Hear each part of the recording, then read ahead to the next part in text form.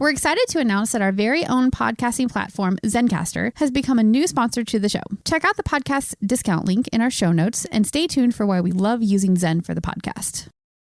What's the easiest choice you can make? Window instead of middle seat? Picking a vendor who sends a great gift basket? Outsourcing business tasks you hate? What about selling with Shopify? Whether you're selling a little or a lot, Shopify helps you do your thing, however you cha-ching. Shopify is the global commerce platform that helps you sell at every stage of your business. From the launch your online shop stage to the first real-life store stage, all the way to the did we just hit a million orders stage. Shopify's there to help you grow. Whether you're selling scented soap or offering outdoor outfits, Shopify helps you sell. Wherever and whatever you're selling, Shopify's got you covered. Sign up for a $1 per month trial period at shopify.com/try. Go to shopify.com/try now to grow your business, no matter what stage you're in. Shopify.com/try. You're listening to the Archaeology Podcast Network. That was actually quite scary. Wow. Oh, you don't want to see me when I get angry. Yeah. Oh, I think there's a ghoul. Yeah, there's a ghoul. No, I'm Dumat, the god of silence.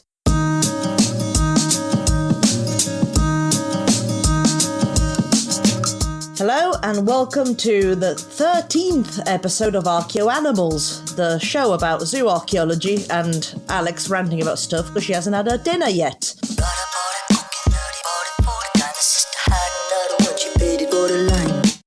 I'm Simona Palanga as always, and with me... I'm Alex Fitzpatrick, and I still didn't have my dinner this time.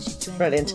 And also, before we even start, one thing I wanted to mention, because as I just said, this is the 13th episode, and we release our shows once a month, meaning that last month's episode was actually a 1-year anniversary of the podcast. And out of all the episodes, we chose Fish. Oh my god. Oh. So Fish was the 1-year anniversary show. No, we gotta scrap this podcast. I'm done. Apart from today's episode, which is going to be really good fun. Yeah, I was going to say we should get right to it because this is actually an episode where we might have too much to talk about. Yeah, because we decided to do something a little bit different for this episode. It's been hinted at many, many times, mostly by myself, I must admit. But we will actually discuss the zooarchaeologies of video game creatures. Finally, all those hours, all those hundreds of hours now are good for something. It paid off. It all paid off. All those hours that I'm still wasting on a daily basis. So basically this whole episode is kind of going to be in the vein of, we'll put a link in the show notes. Dr. Emily Johnson has been doing this really great kind of like mini-series on her blog where she's been talking about the zooarchaeology of Harry Potter and kind of reconstructing what those imaginary creatures would look like, at least their skeletal systems would look like in real life. So we're going to kind of do like something like that. Right, Simona? And also, I feel that it's something interesting to talk about because archaeogaming as a discipline is sort of has been taken hold in the last couple of years. Okay, so basically, archaeogaming is something that is rather new in the terms of research, but there have been some really great leap forward.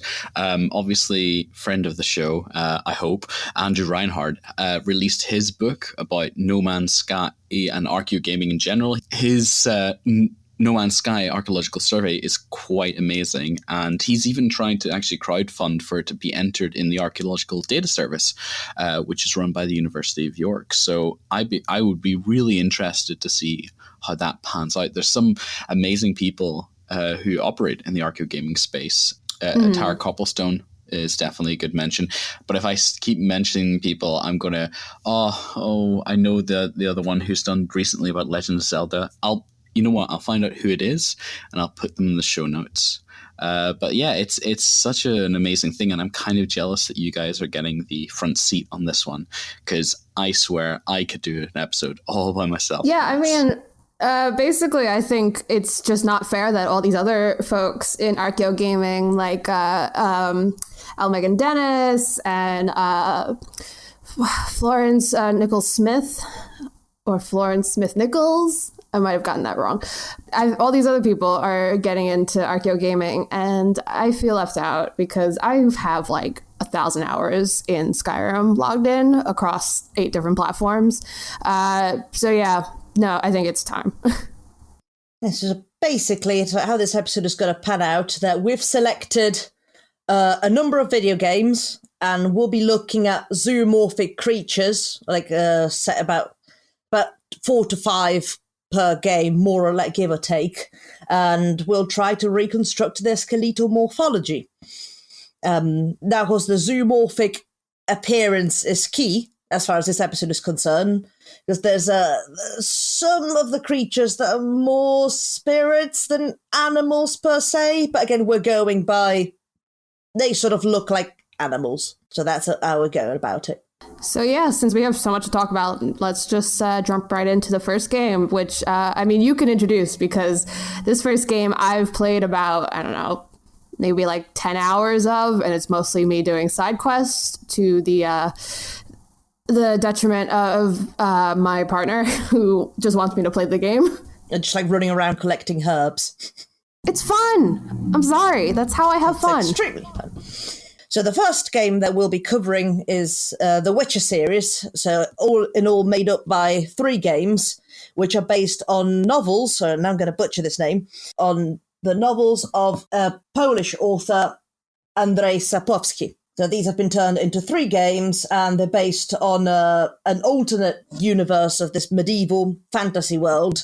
And it follows the adventures of Geralt of Rivia, which is part of what I guess you'd call a guild of genetically mutated humans that hunt monsters for a living. So it's a game that plays a lot on the concept of multiple universes. Basically, The Witcher kind of takes place in, like Simona said, it's a different universe, but it's very heavily based on kind of this medieval fantasy. So a lot of the creatures that we have in this game are kind of more, you know, mythological based. You do have stuff like horses and things like that, but occasionally you'll have a kind of more supernatural type enemy, like the first one that we're going to talk about, which is the Ekimara, which I don't think I've ever actually run into, because this is how little I played this game.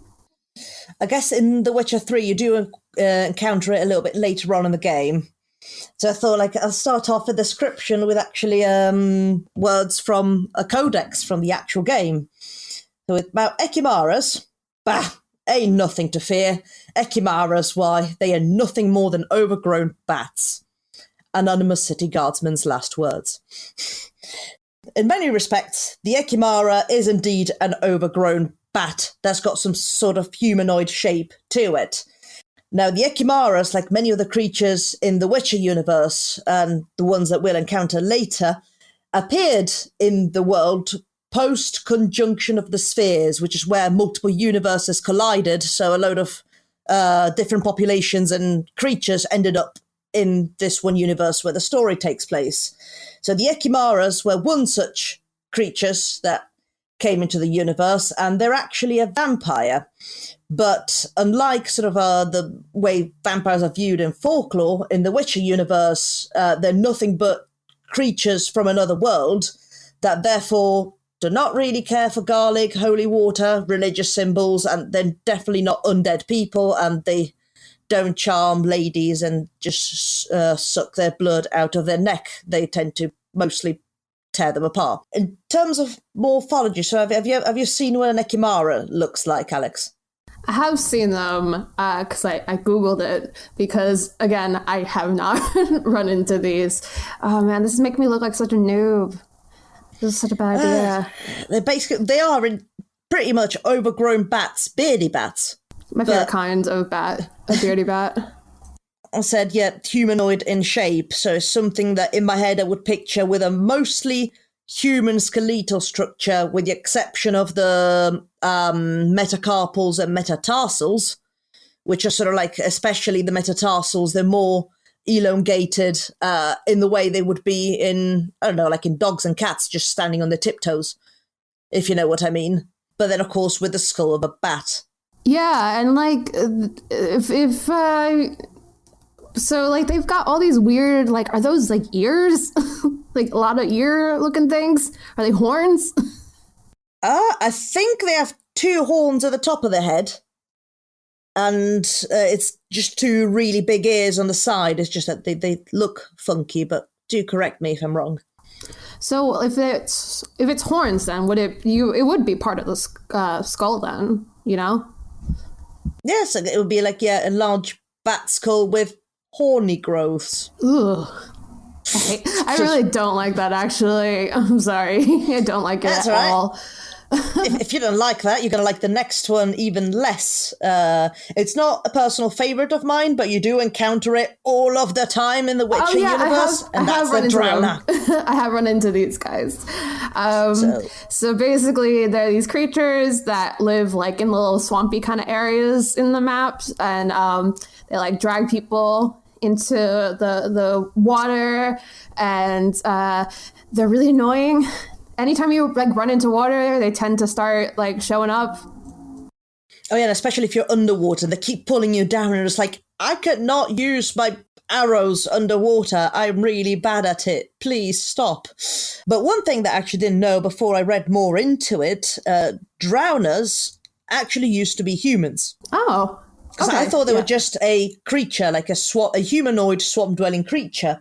But they actually embody the spirit of people that couldn't rest after death, but also met their end in running water. Oh, okay. So again, but you could in a way, you could appreciate that from the way they look, because their skeletal morphology would be human for the most part. Of course, I guess because they're very sort of tall and lanky, like they may have like slightly longer and like more elongated and slender bones than humans. Mm-hmm. But one thing that I have noticed sort of in the game, they tend to have, some of them anyway, have a spine, so more of a spinal protrusion in their neck and back, or like up to the thoracic part of their back. So I wonder whether their vertebrae would have much bigger like spinal processes, which will then result into a spine. I also wonder if, because they spend so much time in like more watery environments, if their bones would be more similar to that of not necessarily a fish, but maybe more like sea mammals type, where they have that like porous quality. I mean, they might be. I mean, in my head, I'm picturing them with gills to breathe underwater like fish. True. Yeah, that is true. I think, though, in general, for this episode of the podcast, I think a lot of the stuff we're going to talk about is going to be modified humans. So maybe that just is a testament to the lack of inspiration and imagination in video game design. Oh, I don't know. I think like The Witcher is one of the better ones, because even though a lot of the creatures are humanoid or based on mythological creatures like from folklore and legend, I like personally the spin they give to these creatures, so they don't depict them exactly as they, as it's the case in the public imagination. Well, the general imagination on how you would imagine a vampire would look like. I think there's about 5 different types of vampire in the Witcher series, and they all look different from one another, and they greatly differ from what the perception of the vampire is in our myth and legend. Mm-hmm. At least Western myth and legend. Speaking of something that's kind of prolific in a way in other media, next one that we have on our list are just actually ghouls, which I think might be a bit easy to figure out what their morphology is kind of like. Yes, even then, because ghouls... Because, again, the general consensus of a ghoul being almost like a non-dead human. I mean, if you look like Fallout, which we'll cover it a bit, also has ghouls, but they tend to be just, humans have been affected by radiation and they've sort of gone feral. So I think like in all the depictions of ghouls I can think of, they look very humanoid. And they do in The Witcher as well, although some change has been made to their skeletal morphology. Mm-hmm. Because, of course, even like in the Witcher series, the ghouls used to be humans, or depending on who you talk to, where cannibals that eventually have been dwelling in dark places and dark caverns for so long that has affected the way they look. Because, of course, they have more extended lifespan compared to humans. Mm-hmm. So they sort of like, instead of being bipedal, they walk on all fours. Again, the metapodials, both metacarpals and tarsals have changed. They're more elongated. They look more like a creature that walks on 4 feet. And I think they seem to have an interesting protrusion coming out their pelvis, but I cannot possibly attest to what that would be. Well, I mean, I think what's really interesting is the fact that if they're not bipedal anymore, if they're walking on all fours, how else that would kind of change, that's a different type of pressure that's being put on their bones, and how that kind of gets adapted to as they continue to live out their lives as ghouls, I do wonder, because is it just... I mean, that may necessarily be relevant to their skeletal morphology per se, but if it's cannibals that have sort of like over an extended period of time turned into a ghoul, do they then breed and produce baby ghouls? Or is it just ghouls that just turned? I think we're getting to a point where I don't really want to think about it. Ghouls in the Witcher series, as you'd expect, they eat carrion, so even if they do end up killing things, they usually leave them to rot for a little bit for them to get them seasoned a bit. And yeah, they're all over cemeteries. So for this last one, I think this one's the most interesting in terms of thinking about the morphology, and it's the Leshen. Oh, it's one of my absolute favorites. So I wanted to get that one in because I know it's a spirit, it's not a creature. But because, not beat around the bush, it's got a deer skull for a head. And I thought that would be enough to be actually included in this episode. Yeah, exactly. That is really, really cool. Again, I don't think I've ever ran into these. Oh, no, they're excellent. And they're based on Slavic mythology, although they look quite a bit different. Again, like The Witcher, so the author of the books has done I've done their own twist to it. Because in Slavic mythology, it's not a Leshen, it's a Leshy. And it's more humanoid looking. But sort of the role they have is very similar in the games as it is in mythology, where you have this neutral, sometimes evil forest being that is sort of almost like a guardian of the forest. So it's usually depending on the stories that you read, sort of if you leave it alone and you leave the forest alone and you don't start over hunting things and cutting trees down, it tends to leave you be. But then if you start destroying the forest, that's when it can show a bit of an attitude and fight back. So on some accounts, it's been described as generally neutral but temperamental, almost like a fairy.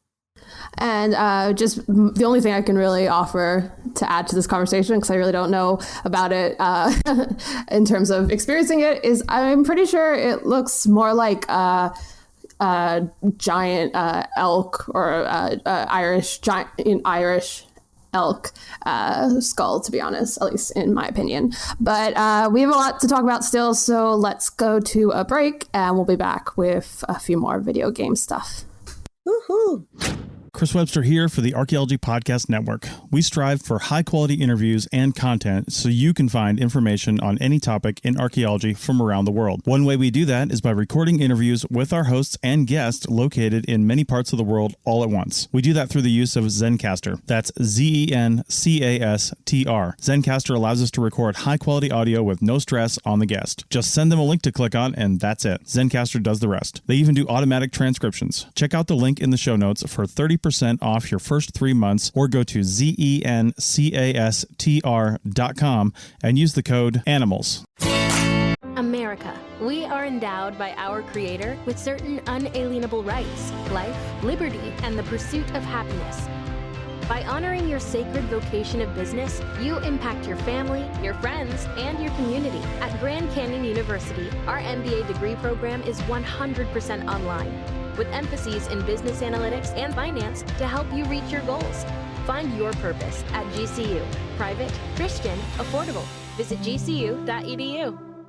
What's the easiest choice you can make? Window instead of middle seat? Picking a vendor who sends a great gift basket? Outsourcing business tasks you hate? What about selling with Shopify?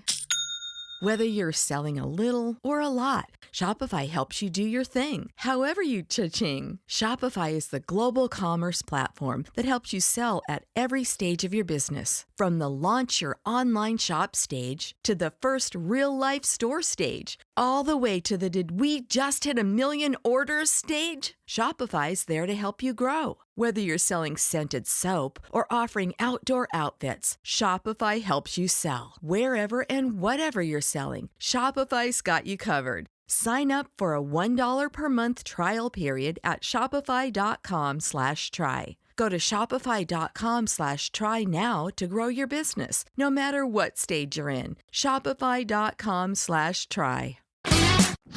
And we're back. So we're going to get right into it because, again, we have a lot to talk about because this is actually something I think we both really enjoy.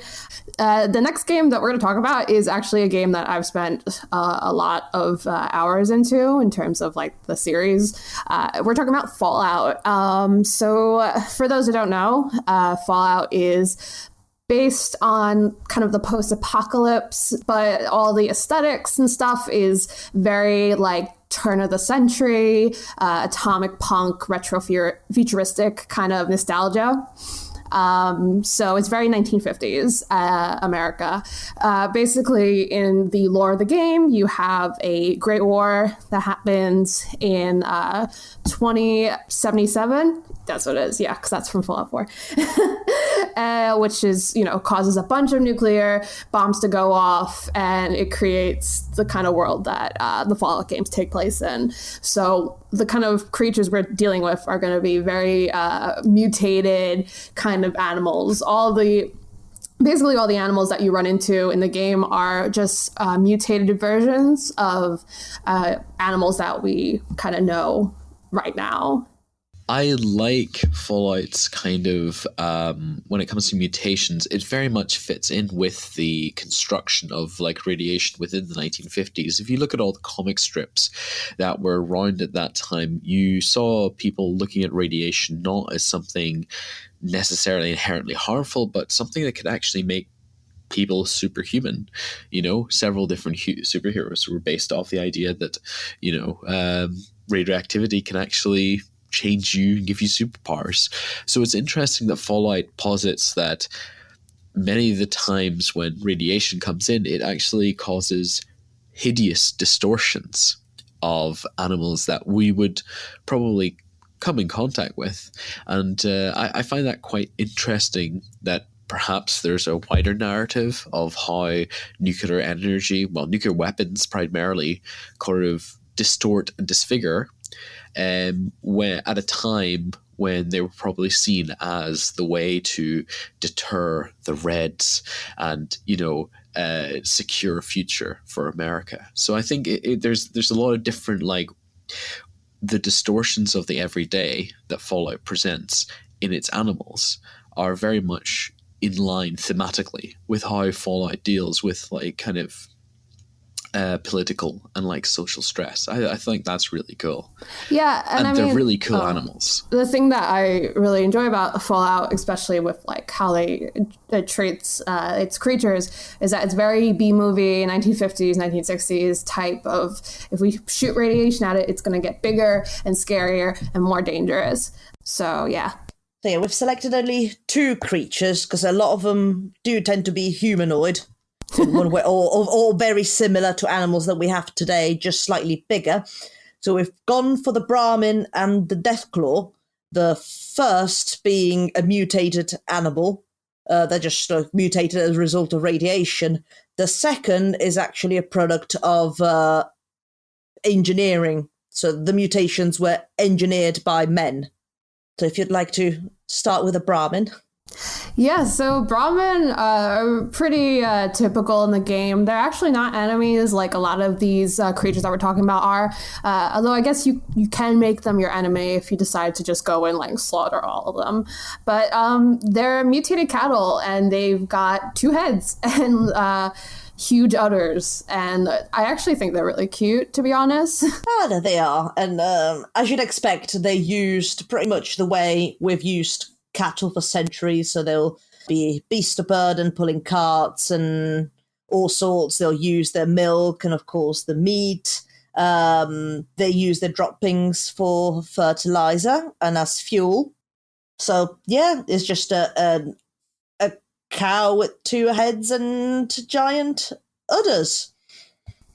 But one thing that I find particularly interesting that you read in the codices, is that the plural for codex? Codices? Yeah. Is that occasionally you do find one-headed Brahmins, and people think it's really weird. So, like, they're considered a sort of an anomaly, a mutated animal, and it's like, yeah.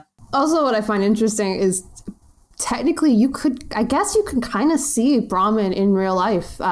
If you find 2-headed cow taxidermy, which is super prevalent in like Ripley's Believe It or Not museums and like sideshow type attractions.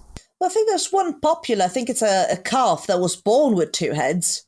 So like the skeleton has been mounted. I think that's quite a popular. I'm not too sure which museum it's at.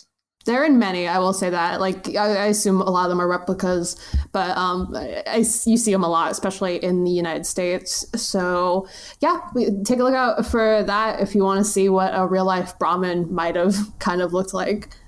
Mm-hmm. Minus the udders, which, well, if it's just bones left, we wouldn't know what the udders would have looked like. Also, did you know that you can tip Brahmin in Fallout New Vegas? Because I just learned that yesterday. You can tip them? Yeah, you can like crouch next to them and tip them over. Okay, I thought you could tip them as in like you'd tip someone, like you'd give a bottle caps. No, not give them a bit of money. Jesus. What's the Brahmin gonna do with a load of bottle caps? Start its own farm.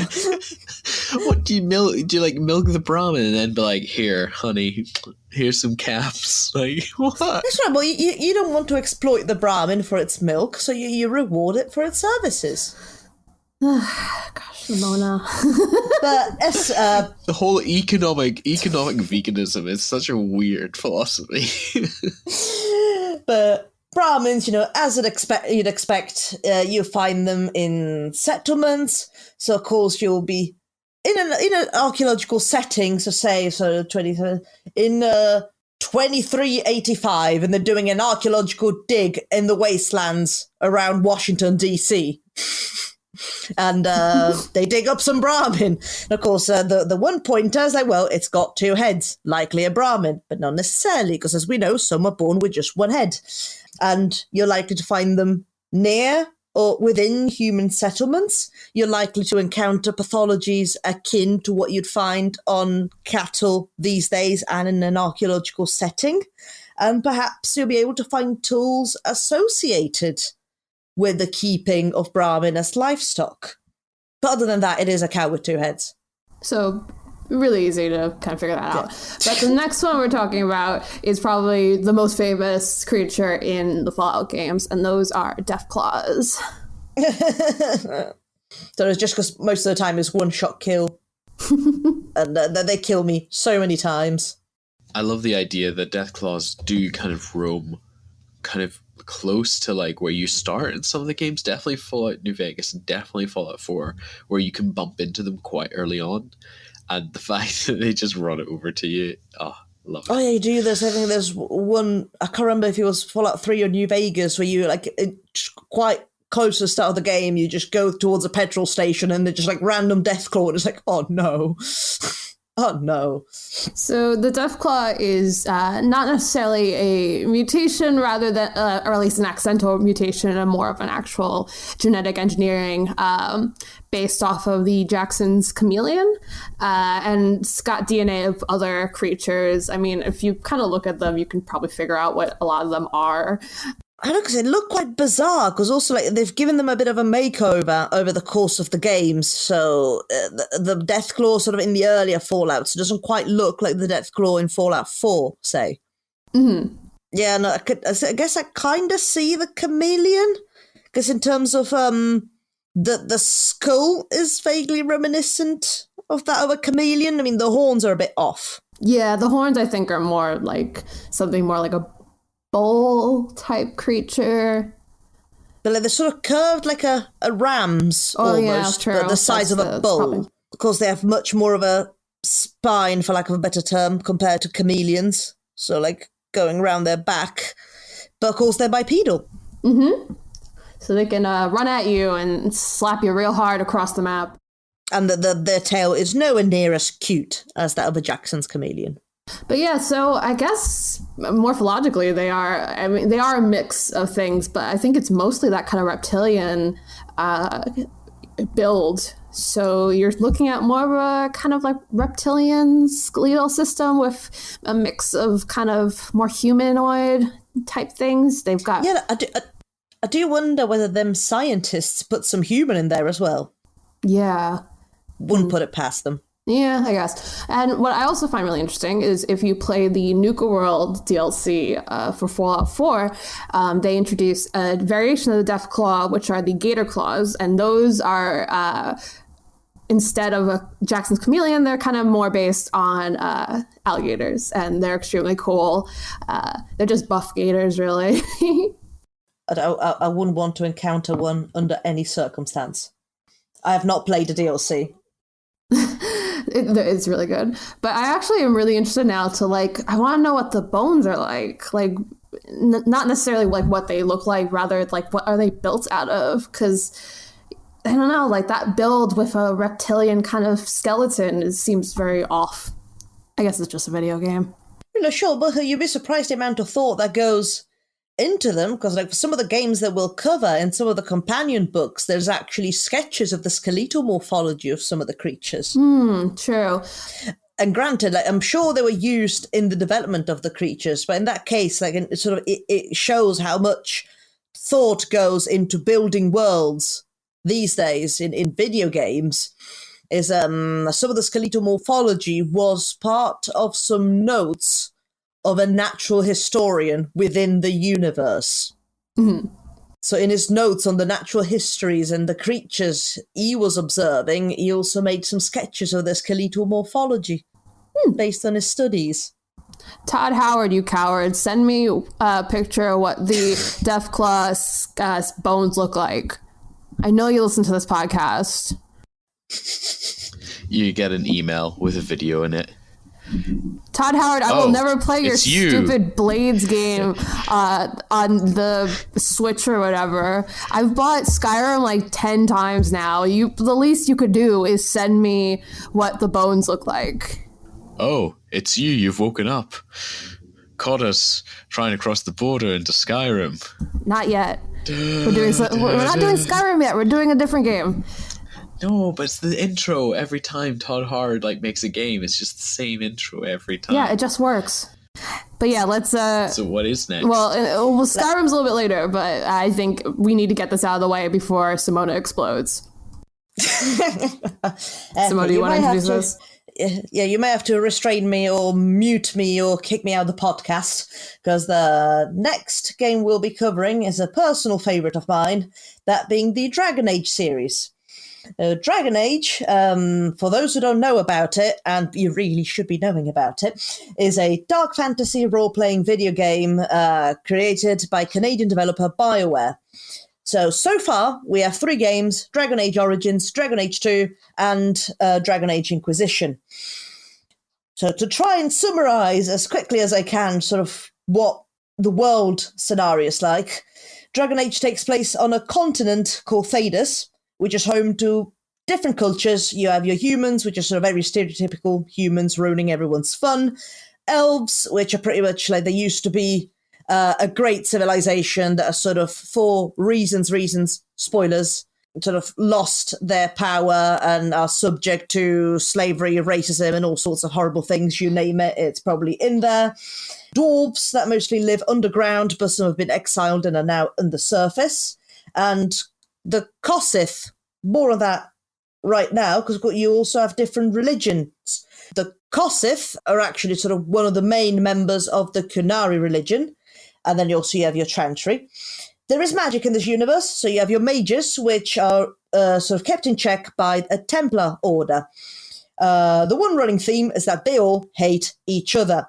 The only thing that sort of unites them being their hatred of another empire, which is a weird mix of the ancient Egyptians and Romans. So there you go. That was the quickest I could possibly make it. I'm shocked that you were able to I am not sorry.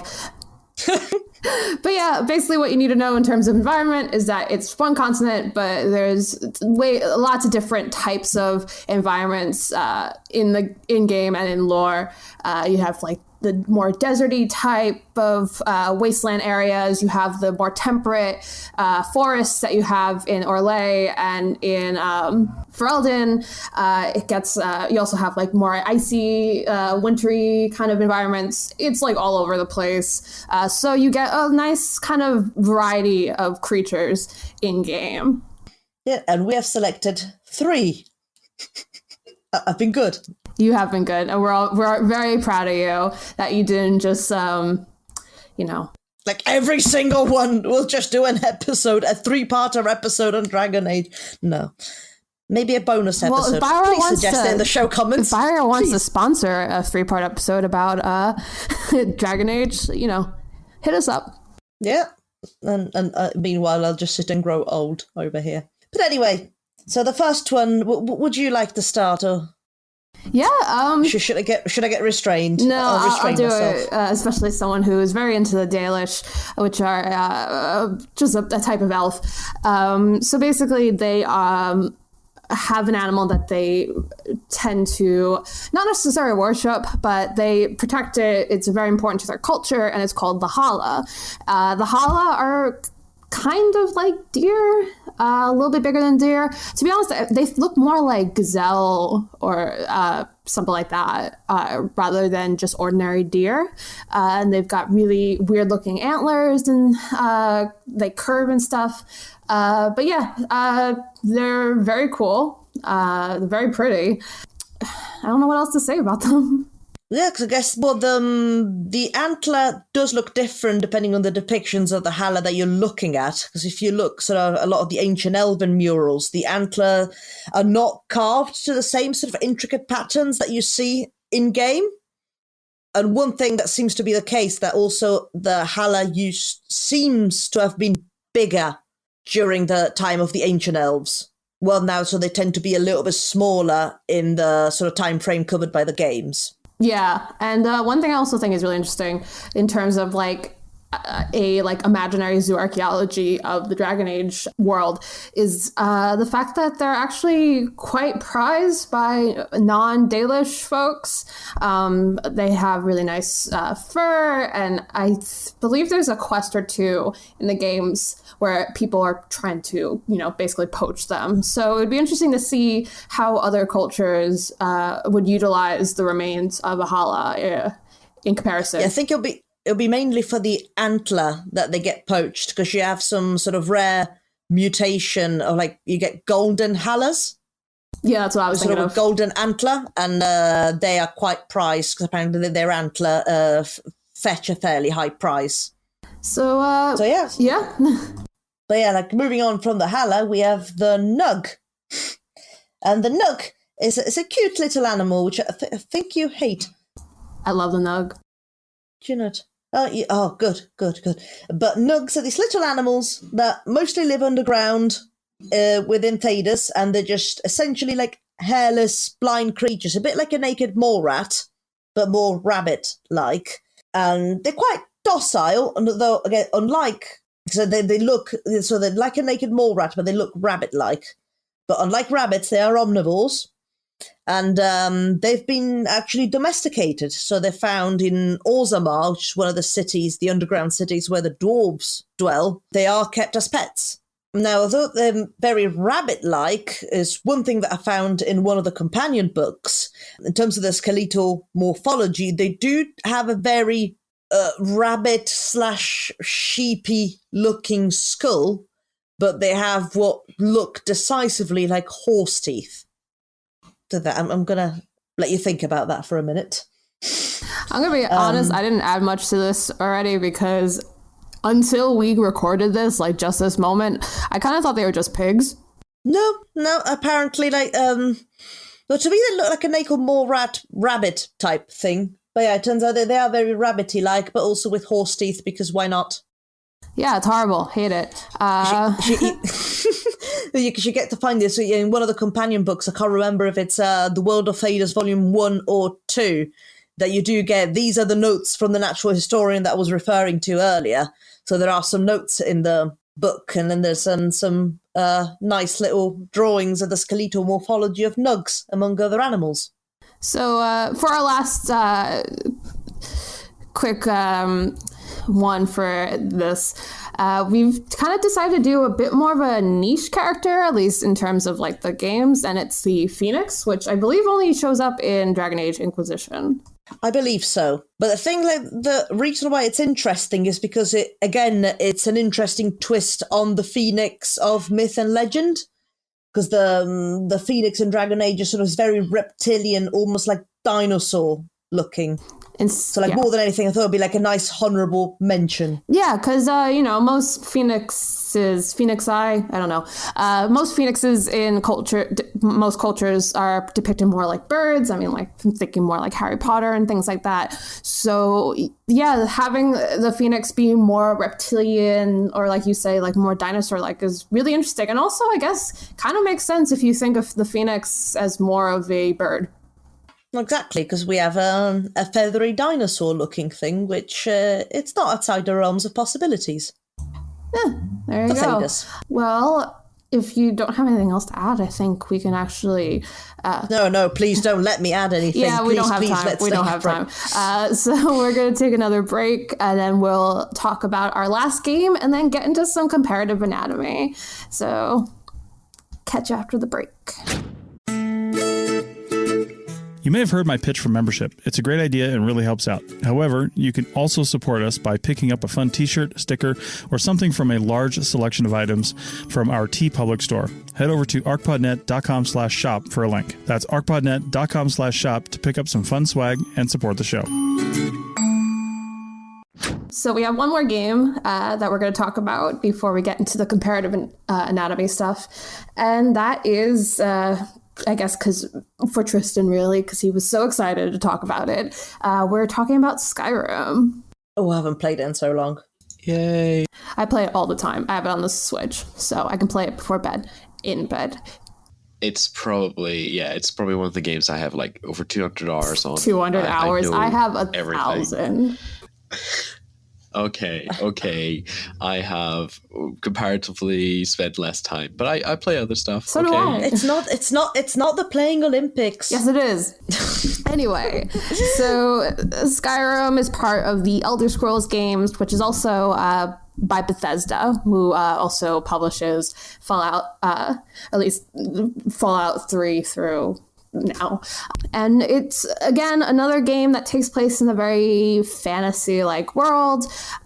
Each of the Elder Scrolls games usually takes place in a different region. So in terms of Skyrim, we're dealing with more of a, I guess, Nordic type environment. It's a lot of snow, a lot of ice, a lot of mountains that you can climb if you sit on your horse and just push, forward for a while, because no one knows how physics works in that game. And so those are the kind of creatures you'll find are more adjusted to those kind of environments. Yeah, and I think for Skyrim, it was actually a difficult choice because, again, a lot of the animals you encounter tend to be animals that we see today, pretty much identical looking, or you have extinct animals, like mammoths and saber-toothed tigers, but again, they look mostly like the extinct species did in our world. So yeah, it was actually a bit of a tricky one on my end anyway. Yeah, in terms of choosing. But what we did choose is the Skeever, which is everyone's favorite level 1 enemy, truly. Well, because, again, with the Skeever, I mean, they're essentially gigantic, just rat creatures. So as you'd expect, you find them underground, so in caves, also in underground warrens and in sewers, again, as you'd expect. Yeah, and I'm presuming also maybe a nearby human settlement. So again, in a dig, if you were to have an archaeological dig somewhere in the north of Skyrim, you might find some skeevers. Which is funny because Skyrim has loads of archaeology happening, like in game. So I feel like all of them do. I think. Well, we're not opening that box again, but Dragon Age is also one that has a lot of archaeology within the game. Yeah, and I know definitely with Skyrim, there's been a lot of archaeogaming stuff done on that. So we'll post some links to some archaeogaming articles about Skyrim in the show notes. But one thing actually really I want to talk about with skeevers is that, here's the thing, rats exist in the world of Skyrim. If you play not Dragon Age, sorry. If you play Elder Scrolls 4 Oblivion, rats are a huge problem. They're always fighting rats. So my question is, are skeevers just a different species of rodent, or are they? Because they do look exactly like rats, except a little bit grosser. Well, to me, what they almost remind me of is of the sort of the rats or the large rodents that you would encounter in an insular environment in the Pleistocene. Of course, we have this interesting thing with Pleistocene fauna that in islands, such as the island I'm from, you find all the megafauna that elsewhere in Europe is really big, back home, really small. So our elephants were very large dogs. Well, that's, I guess, a bit of an overstatement. They were a little bit bigger than that, but still definitely not elephant-sized. But then some of the rodents that we have were quite large. So it was an interesting reverse in the Pleistocene period. So it's almost like it's the way I want to picture them, because you also have some Pleistocene creatures, just like sort of saber-toothed tigers, and mammoths. So I like to think they're sort of almost like a Pleistocene relic type animal. Yeah, that's really interesting, actually, because I never actually really thought of it, especially now that we're talking about, a bunch of different games. If you have Fallout, where it's very based on the 1950s fantasy of radiation, mutated giant animals, in the Elder Scrolls, or at least in Skyrim, you have it more based on the past and more of the megafauna that you found in prehistory. Well, it's almost of course, a lot of it has to do with the fact that it's an alternate universe in a fantasy world, but also the way, because it's such a Skyrim anyway, it's such a cold and hostile region that is not really densely populated. You have very vast areas, especially up in the mountains, where there's no settlements anywhere near to be found. So in a way, it almost created the right environment for certain species to persist. And live a lot longer than they would have done without going extinct. Yeah, because they were left alone. Yeah, and I feel like we'd be remiss without saying that. I feel like Skyrim's a little bit special in terms of talking about zooarchaeologies of video games, because there's literal zooarchaeology in the game, in that you can find the bones and remains of a lot of these creatures in game, which I find really interesting, especially stuff like mammoths, which are utilized in decor a lot. And also stuff like mammoth tusks are used in alchemy. So it's really interesting to think of what the kind of imagined zooarchaeologies would be in this world. But they also get repurposed, because maybe I'm thinking it wrong. Don't giants use mammoth bones or is it that you just tend to find mammoth remains around giants? No, they'll use the mammoth bones in there to kind of decorate their camps as well, which I think ends up leaving you with a couple of questions in terms of how they view culturally, how they view mammoths, if they also are caring for and guarding these creatures, and they still utilize their remains like this. It might be their way of honoring the mammoths. True. We'll never know. Yeah, we didn't even write mammoths down on our list, so we'll go to the next one, which are trolls. So trolls are kind of different in Skyrim. I mean, I feel like trolls in general across media are portrayed differently. Sometimes they're a bit more humanoid. Sometimes they're more, animalistic or a mix of different animals. So in Skyrim and in the Elder Scrolls in general, trolls tend to be kind of like giant apes in a way. Yeah, they're very ape-like in Skyrim. Just like with very, very long and sharp fangs. Yeah. And do you know what's really interesting also? Because I mentioned before, Skyrim has a lot of, in their assets, Skyrim has a lot of animal bones that you can find throughout the environments. And one of the more popular items you'll come across, especially in people's houses, are troll skulls. And I feel like that's really interesting because it does look like an ape skull in some ways, but it's also got these weird ridges on the head that remind me a lot of what you find on, say, like lizards and reptiles. And it's also got 3 eye sockets. Oh yeah, it does. Huh. Completely forgot about So, that. I mean, I could see why in the imaginary, if you're just walking around in the woods and you find one of those, be like, how am I going to put it on top of my fireplace?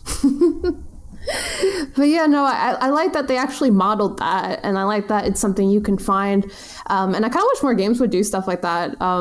Because again, it not only is it just a cool thing to like kind of get a glimpse of what the skeletal system is like, but also it adds more to like the kind of lore and the like kind of cultural aesthetics that they have going on here.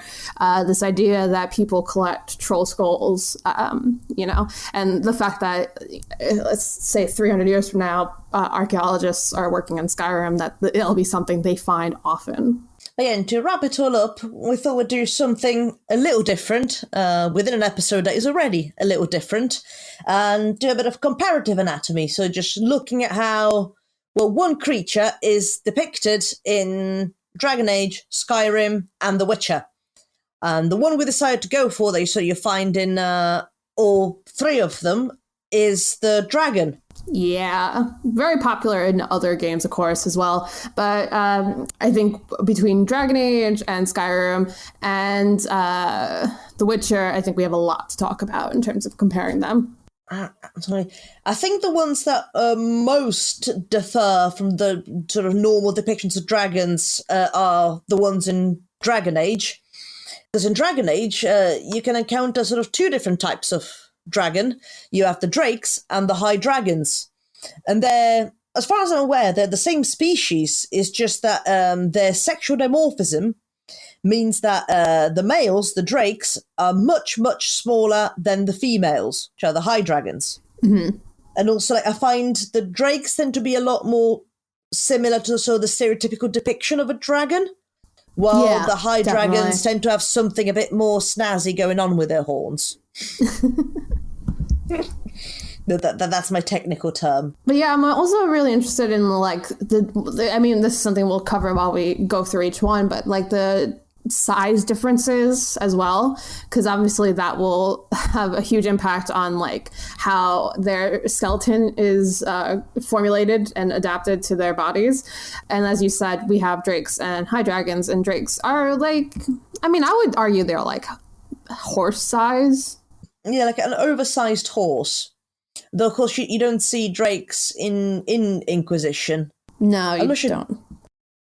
No, because you see high dragons. I believe you see high dragons in Origins. Mm. Or don't you know? No. We don't have to get into the nitty-gritty. But anyway, yes, drakes and high dragons. Drakes are smaller than high dragons, which I guess is kind of interesting, but... So the next thing we're going to go to is Skyrim, which is basically the game that introduced dragons back into the Elder Scrolls, I believe. Don't quote me on that. I don't need nerds filling up my mentions about how I'm wrong. I didn't play Morrowind. I don't know. Dragons from Skyrim are actually interesting because, again, these are ones we actually see the skeleton of a lot. Because obviously the player character, once you defeat a dragon, you absorb its soul. And for some reason, that also means you take all of its flesh and absorb that as well with the soul. And it becomes a beautiful, articulated skeleton afterwards. Which you can make an armor out of. Yeah, and I wish animals were more articulated like that in the archaeological record. But alas, it's not a fantasy game system thing. And I guess, again, not morphological, but what sets dragons aside in Skyrim is that they are capable of speech and written language. Yeah. Though they kind of are in Witcher as well. It's complicated. Again, in The Witcher, dragons look very much similar. I mean, you don't see dragons an awful lot. I think you see dragons in the game in The Witcher 2. But other than that, I think they're mostly mentioned in the books. I think in one of the short stories in The Sword of Destiny. Because in the Witcher, the dragons don't feature that prominent in sort of the Witcher story, because apparently it's just something that Witchers don't hunt. Or Geralt doesn't hunt anyway. He's ethically opposed to hunting dragons. You see a lot of draconids that he'll kill, so they're dragon-like creatures that tend to be quite a bit smaller in size, but not so much dragons, because he won't kill dragons. Although I think morphologically they... again, they do look, they're reptile-looking, stand on 4 legs, their wings are very bat-like, and they have a very slender neck. Although usually what really sets them aside is the colour of their scales, because it's usually adapted to their environment. So you have like the ones that are known to science within the Witcher universe, the black, the green, red and white dragons, and then you have some mythological ones, including the golden dragon, which supposedly doesn't exist, or does it? Spoilers. So, yeah. You know what I find really interesting now that we're starting to compare them is the commonality of dragon wings just being like skeletally like bat wings. Because if you look at the skeleton of a dragon in Skyrim, they're exactly the same way, where they've got those very thin kind of like metacarpals that make up the bits on the wings. How should dragon wings be if they're not like bat wings? I mean, it's correct in terms of like, because the dragon wing is going to be, rather than like a bird wing that's, got like little flesh and feathers, they're more leathery and thinner. Like it makes sense. It's just, I've never really thought about it till now. Could we have feathered dragons? Does that kind of work? Or do we not ruin dragons the way we ruin dinosaurs? Well, I guess you could, because a lot of dragons, they look sort of dinosaur-like in many ways. So having sort of a dinosaur-looking dragon that has feathers would make sense in my book. I mean, at that point, though, I feel like a feather dragon is basically a phoenix. Asking the hard questions. Yes and no, because again, like in Dragon Age, Phoenix are very reptilian-looking, but I guess not stereotypically, but sort of in the common imagination, phoenixes have more like a bird-like cranial structure anyway. I also like, if you look at all these dragons, like almost all of them basically have horns. And I wonder if that's more of just a cultural thing that we have in our brains, that horns make things look cooler and more dangerous. Or evil, because if you think about so at least in Western cultures, when the beliefs in dragons actually started, it would all make sense that anything that's got horns is evil and dangerous.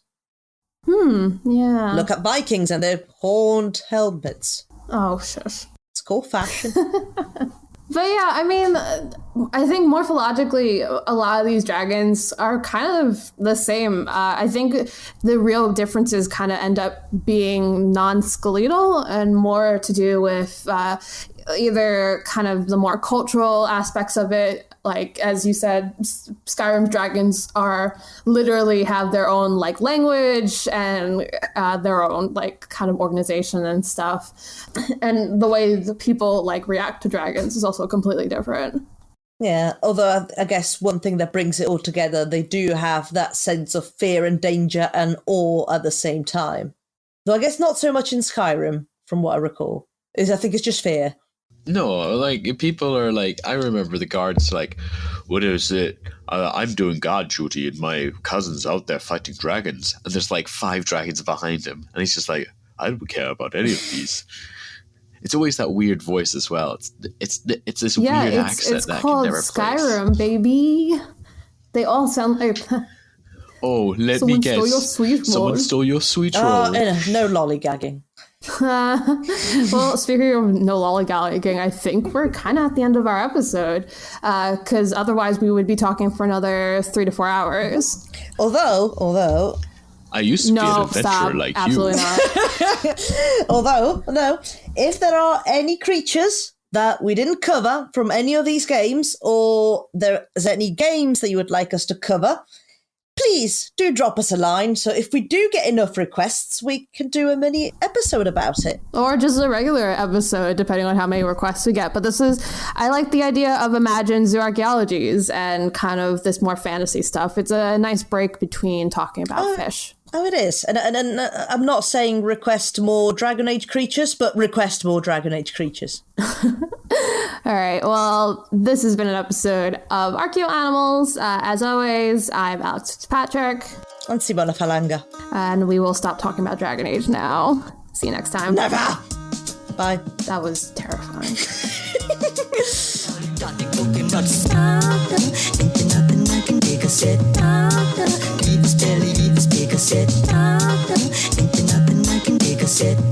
Thank you for listening to Archaeoanimals. Please subscribe and rate the podcast wherever you get your podcast from. You can find us on Twitter at Archaeoanimals. Also, the views expressed on the podcast are those of ourselves, the hosts and guests, and do not necessarily represent those of our institution, employers, and the Archaeology Podcast Network. Thanks for listening.